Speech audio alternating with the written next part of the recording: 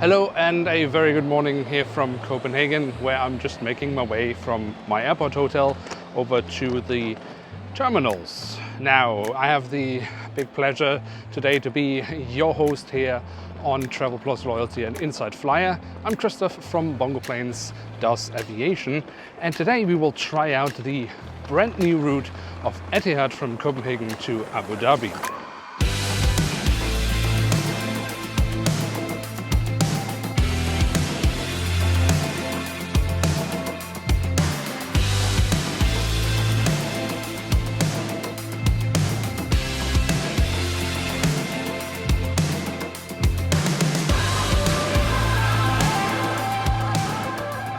So we've come in at Terminal 3 here in Copenhagen, but the luggage drop-off for Etihad Airways is at Terminal 2. Luckily, it is a rather short walk over there.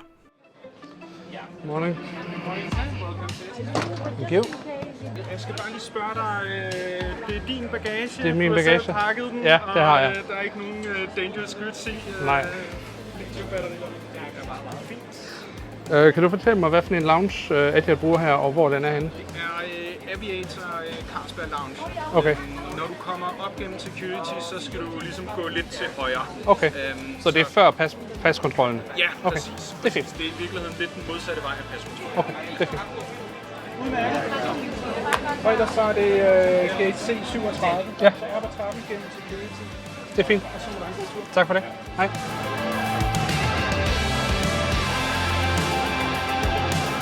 All right.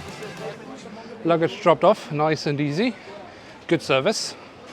I found out where the lounge is that Etihad is using here. It's the Aviator lounge, so we'll have a look there. We should have time enough for that. And yeah, so firstly, however, we need to go through security, and that's just around the corner, easy as can be.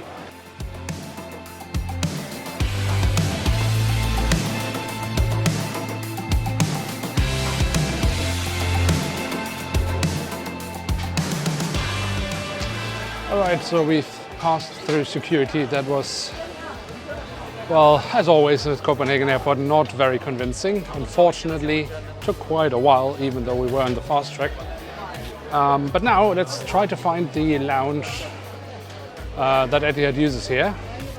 So apparently, after passing through all this shopping hell area, as I like to call it, it should be somewhere to the right, but let's just find some signs that tell us exactly where to go.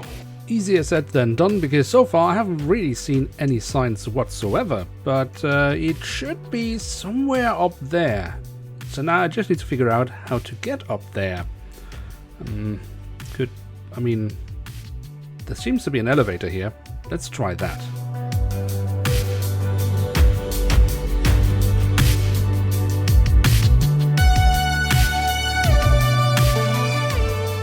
Well, let's see. At least there's a sign here, so I guess we are right.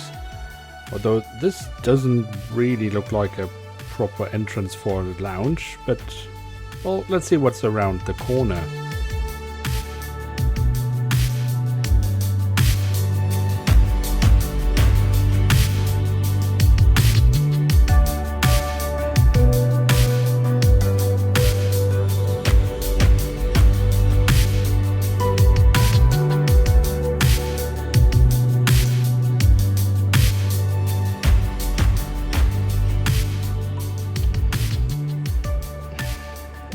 So the lounge is done. Oh, it's quite nice. Entrance a little bit strange and signage could be better, but perfectly fine, cozy little lounge.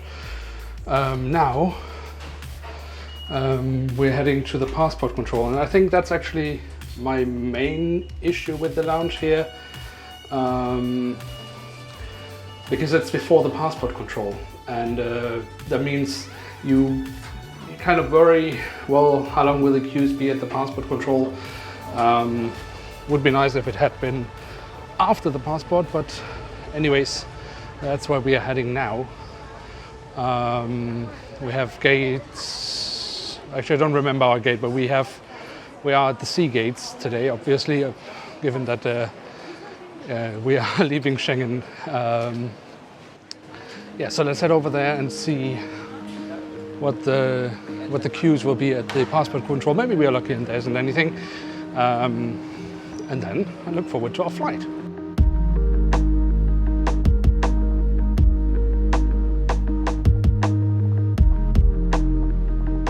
Last chance for some quintessential Danish culture before our departure.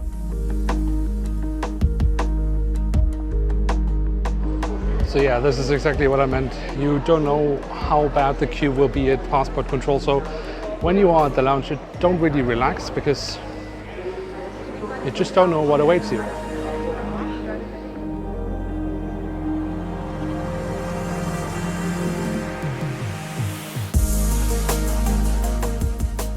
Alright, so we managed to get through despite all automated passport controls being out of order. Now the Etihad route from Copenhagen to Abu Dhabi is rather new, and I had the opportunity to talk with Fatma Almeri, VP Sales for Etihad Airways, about just that and what it means for Scandinavian customers. We're proud to say that on the 29th of September we launched our first route in Scandinavia. So we're opening Copenhagen, 4 flights a week on a Dreamliner 787. We're very proud to say as well that this will help us drive more traffic into Abu Dhabi to make Abu Dhabi as a leisure destination. This will also mean that we'll have traffic as well to the east, connecting passengers to Australia, Southeast Asia, and even Indian subcontinent. So a wealth of new connections and opportunities opening up for Scandinavian customers when choosing Etihad Airways. But the big question we are trying to answer here now is, of course, how is the actual product of Etihad Airways? Because we have all at some point come across some seemingly overhyped reviews of, for example, Etihad Airways. And while we are flying on invitation of the airline, we will find out what the product is really about and, of course, tell you all the goods and all the bads. And the first step in this endeavor is boarding, and that is done with very clear instructions by the ground crew, which helps in a very organized and pleasant boarding experience. Tak. Alright, let's head to Abu Dhabi and see what Etihad Airways can do in business class on this flight. Your seat is gonna be 11C. 11C. It's the seat by the window. Thank you very much. Enjoy the flight. Thank you. So welcome on board the 787. Here is economy with the 3+3+3 configuration. And here we have the business class of Etihad Airways. But before we dive deeper into the product here in front of us, I have a quick little side quest.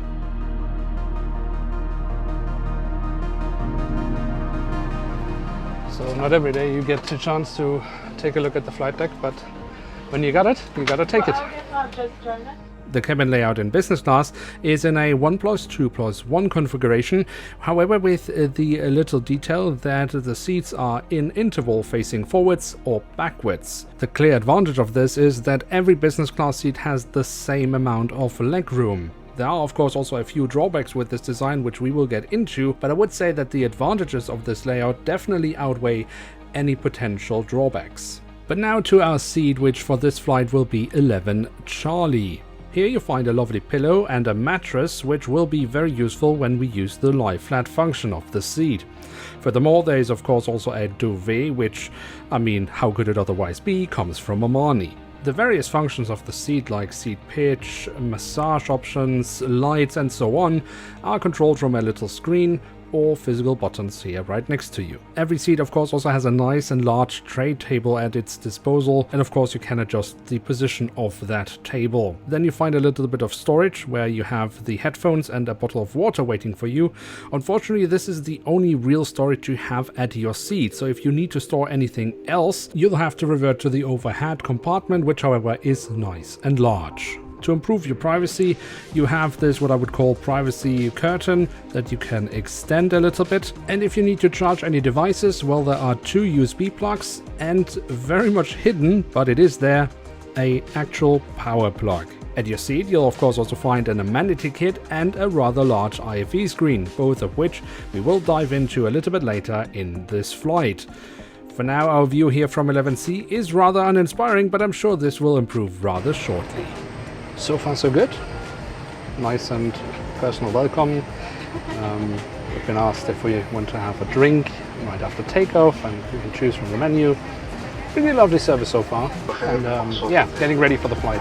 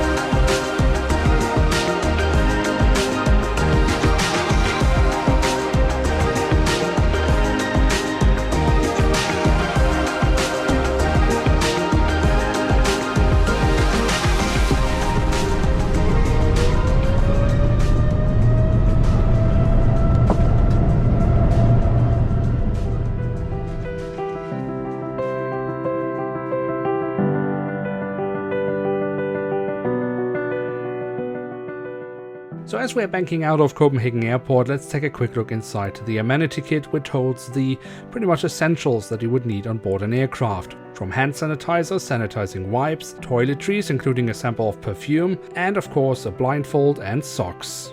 But now let's focus on the entertainment. Etihad does offer internet on board, and while I had hoped for free Wi-Fi on business class, the prices asked for are very reasonable. But there is also digital reading material offered for free. And then there is, of course, the IFE.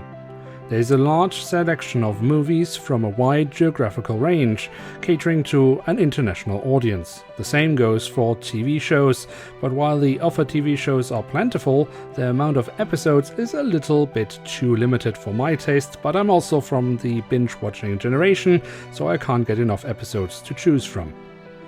A range of live TV channels is also offered, as well as games, music, radio, newspapers, an e-library, and of course the flight show. And with the dual monitor system I can watch live TV while I have the flight show running. Fantastic. Only one problem so far. I cannot figure out where the plug for the headphones is, but the very accommodating crew is ready to help. It was just to the side of me. And so with the seatbelt sign switched off, it is time for me to enjoy the first of the fantastic mocktails Etihad Airways is offering on board this flight, together with some warm roasted nuts. So we are in our cruising altitude. I'm enjoying my little drink here, and I must say so far so good. The crew is really polite and very attentive, and now I look forward to trying out the lunch. Very hopeful for the lab. Let's see how they're doing. I don't know how many thousand feet we are, but probably around 30. Yeah, so far so good. And so on this roughly 6-hour flight, it is time for the lunch service of Etihad Airways. For the starter, the airline offers on this flight the choice between a creamy celeriac soup, salmon, and of course the Arabic meze, which I absolutely have to try out. And it really does not let me down. The fresh salad is delicious, tabbouleh, hummus, olives, and this little delicious thing are just a lovely combination of textures and tastes. And all this is rounded off with yet another wonderful mocktail from Etihad Airways. For the mains, the choice is then between chicken breast, fish, lamb, or a spinach cheddar gnocchi. For the mains I was tempted by the chicken dish, but how often do you get served lamb on 37,000 feet? So I had to go for this and just look at it. An incredibly tasty dish with very tender meat. Now during this flight I have tasked myself with the incredibly tough job of trying as many mocktails as possible. But that's not because Etihad Airways does not serve alcoholic beverages. In fact, they have a lovely selection of it, and for my dessert I do go for a very delicious tawny port, which goes very well together with my cheesecake.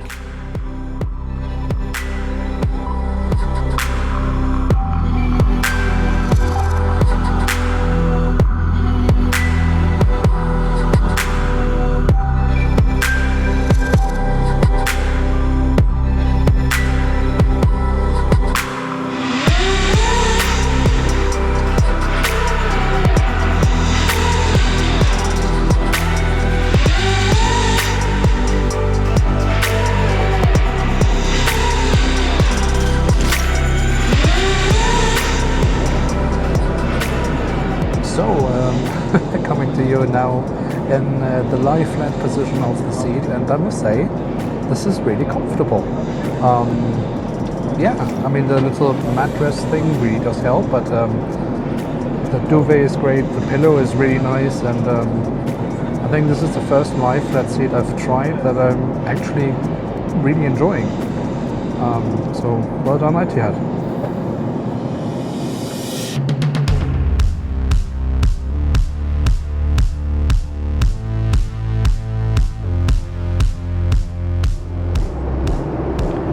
So we have a little under an hour to go, and I must say I've seldom been this relaxed on board an aircraft.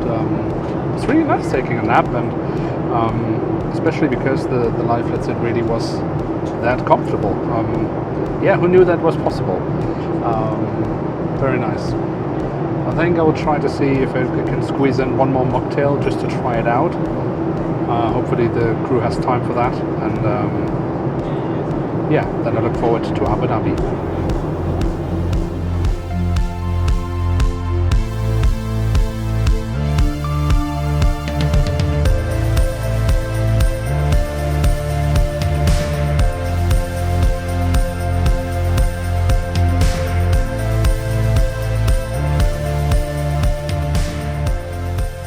Now, as I mentioned earlier in this video, we all know the seemingly overhyped reviews of Gulf carriers like Etihad Airways, and I also realized that this review will probably have to be put in the same category.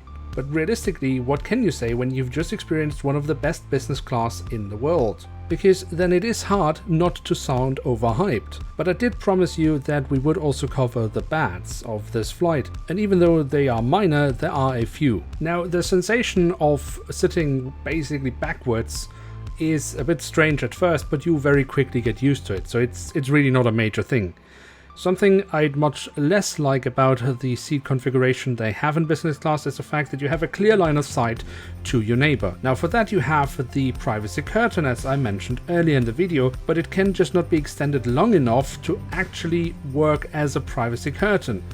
Another thing is when you actually use it, you lose your armrest, which is kind of annoying. And finally, the PA announcements, at least on this flight, were so low in audio level that many of them you simply couldn't hear. But despite these few minor annoyances, there is no doubt in my mind that the Etihad Business Class product is miles ahead any business class a European carrier offers these days. And further proof of that is the fact that the Etihad Airways Business Class experience does not end when you leave the cabin.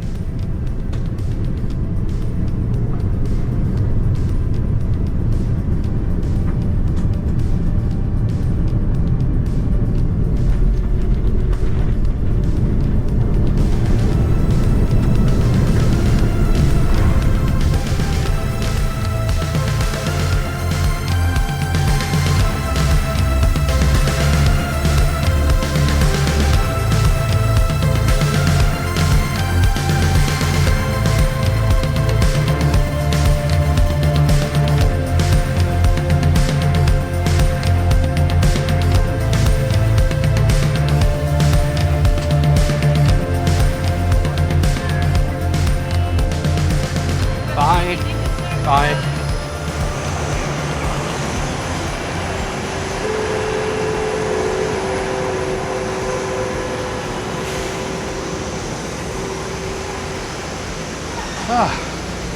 Quite the heat. Welcome to Abu Dhabi, I guess. So we're going into the terminal by bus. We need to head through immigration, and then we will head to the welcome lounge of Etihad, which I look forward to seeing. And there's even one more nugget waiting for us before this trip comes to an end.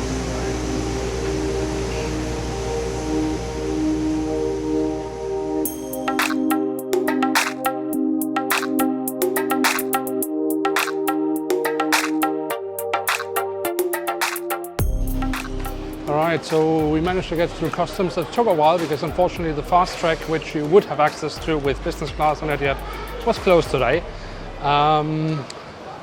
Right, where is our luggage belt?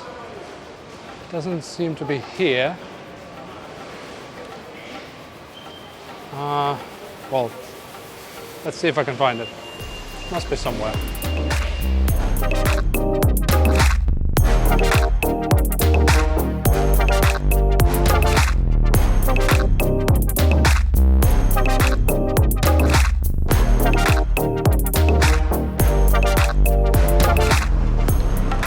Hi. Thank you.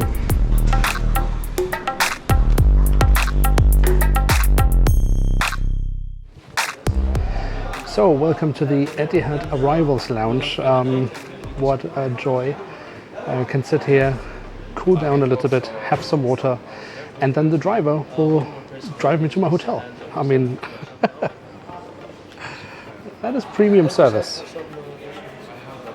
And on that note, we have reached the end of our journey. It has been a huge pleasure being your host. I've been Christoph from Bongo Planes Does Aviation, and on behalf of Inside Flyer and Travel Plus Loyalty, thank you very much for having watched this video.